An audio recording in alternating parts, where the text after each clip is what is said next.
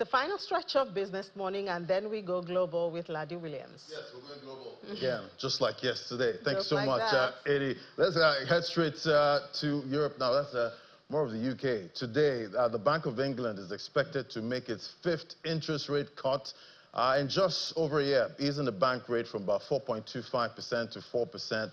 Let's hear more now from Juliana Olayinka, our London Bureau Chief, joining us via Zoom. Great to have you, Juliana. Good morning. Good morning, Laddie. So I know there are expectations of another rate cut at this time, but is there any chance of a surprise? Do we get consensus votes today? Well, that's a really good question, and I don't think it's going to be a unanimous decision when the Bank of England meet at Threadneedle Street to discuss interest rates. So, but as you said, I think markets have definitely priced in that there is likely to be a 0.25 percentage point, taking us down to 4%. And this will be the lowest level in over 2 years, and the first time in a couple of months that we've seen some movement from the Bank of England. Now, what this basically means is that if you've got a mortgage, particularly on a variable rate, you know, Laddie, over the past couple of years, mortgage rates have gone up and down.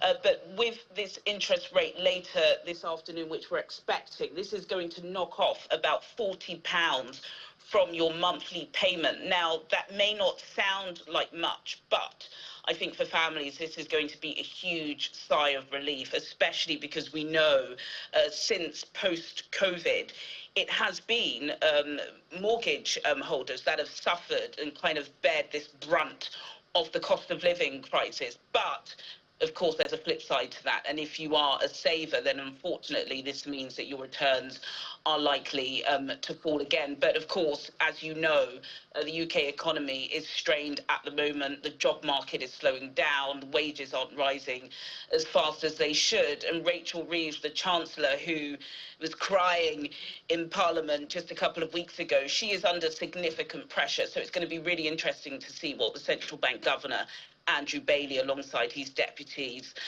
have to say about the economy today.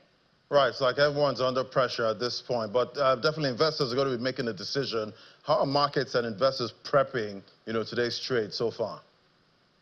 Yeah, that's right. I think the FTSE 100 started off in a pretty positive performance this morning, as well as European stocks. Of course, I think, interest rates are really on everybody's mind. People want to see what direction Britain is going in. But then, of course, you've got to weigh this up with what's going on stateside, which is, those infamous tariffs, the Trump tariffs have come into effect for about 90 countries. And I was watching yesterday Trump alongside Tim Cook, the Apple CEO, talking about potentially imposing 100% tariffs on semiconductor chips.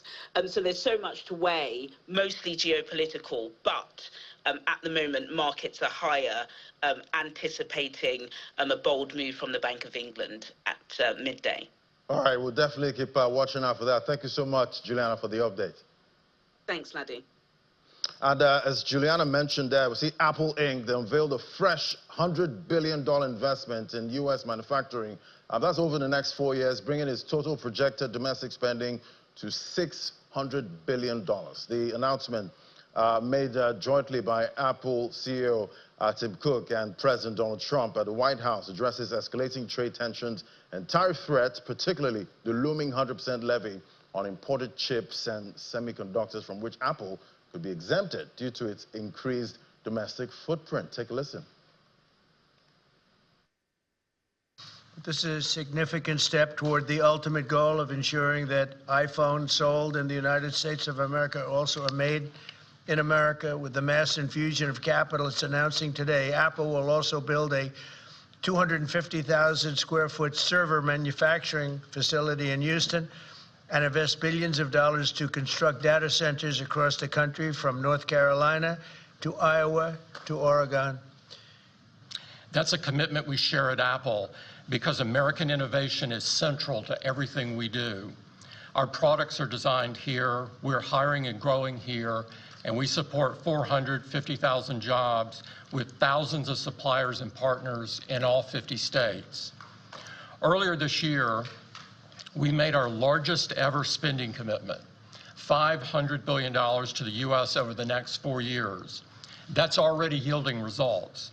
Earlier this year, we broke ground on a new factory in Houston to make advanced AI servers. And just last month, the very first test unit rolled off that factory's line, proudly made in America. For the White House yesterday. And to other matters now, see, Maersk has raised its full-year profit guidance, citing surprisingly resilient ocean container volumes beyond North America, despite lingering trade war headwinds. The global container market is now expected to grow between 2 to 4% in 2025, up from the -1 to up 4% range projected early in May. Maersk posted second quarter EBITDA at $2.3 billion, a 7% increase over last year and surpassing analyst expectations, while revenue rose 3% to $13.1 billion. The company now projects annual EBITDA between $8 billion and $9.5 billion, up from its prior $6 billion to $9 billion outlook. CEO Vincent Clerc highlighted the firm's agility in shifting capacity away from weak U.S. import flows to stronger trade lanes, particularly in Europe, Latin America, and West Central Asia, Africa, and that's critical for its performance.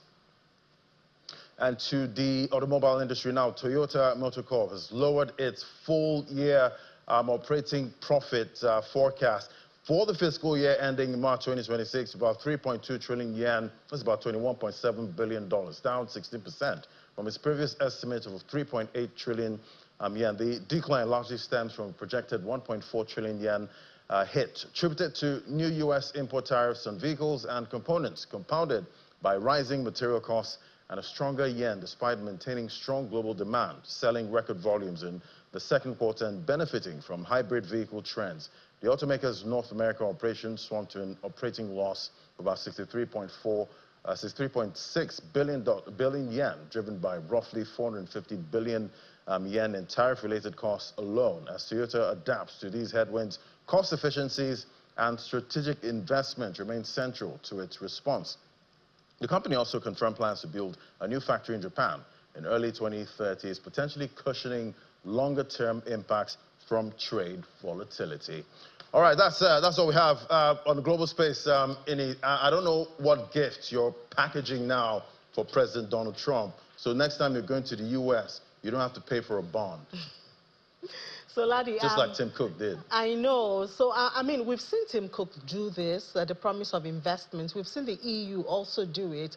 I wonder if it is safe to say that President Trump is actually hitting his target, bringing in investment into the country. Right. Whether they're doing it happily or voluntarily or not, that's on another side. But the promise of investment into the United States that may bring, you know, manufacturing and jobs. Don't forget, somebody just lost his job because of a job report that didn't make President Trump. But I wonder if this could be said that President Trump is hitting the targets. That, you know, that I guess we'll know once maybe Apple builds the factory in the U.S. and we see the cost of Apple phones after that. And the cheap labor they're enjoying now in India changing. That changes. And then we'll see how many people will now be buying. And I know you're an iPhone fan, so be prepared.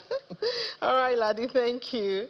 So just before we go, we'll tell you that the bull run is still on at the NGX. Yesterday, we hit another new record. We went from 144,000 to 155,000, and then that's 0.7 to more than 0.5% up, getting close to 1%. The market cap closed at 92.25.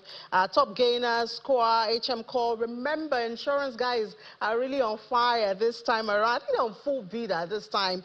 But insurance, following that new law from President Bola Tinubu, insurance stocks, they may no longer be called penny stocks at the end of the day. We'll see what happens intraday today. Laddie will be here to give you the stories on that. I'm Ini John Mekwa, wishing you a good rest of your day.